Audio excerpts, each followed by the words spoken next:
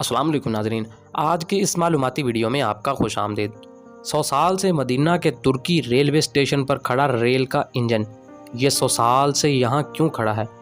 ناظرین، ہر مسلمان کی خواہش ہوتی ہے کہ زندگی میں ایک بار حج و عمرہ ادا کرنے کے لیے سعودیہ جائے اور وہاں جا کر اپنے رب کے حضور سجدہ ادا کرے۔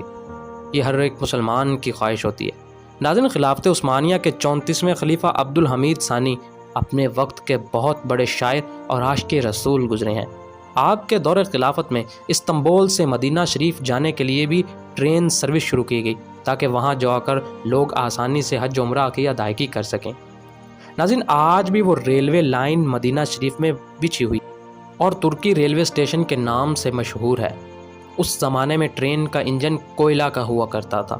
مکمل تیاریاں ہونے کے بعد مدینہ شریف میں ترکی اسٹیشن پر سلطان عبدالحمید ثانی کو اوپننگ یعنی افتتاح کے لیے بلایا گیا تو سلطان نے دیکھا کہ کوئلے والا انجن بہت زیادہ بڑبڑ آوازیں نکال رہا ہے، تو سلطان عبدالحمید غضبناک ہو گئے اور کچرا اٹھا کر انجن کو مارنا شروع کر دیا اور کہا کہ تیری جرت کیسی ہوئی کہ میرے رب کے حضور اکرم صلی اللہ علیہ وسلم کے شہر میں اتنی آواز نکالنے کی۔ ناظرین، تقریباً 100 سال کا عرصہ ہونے کو آیا ہے۔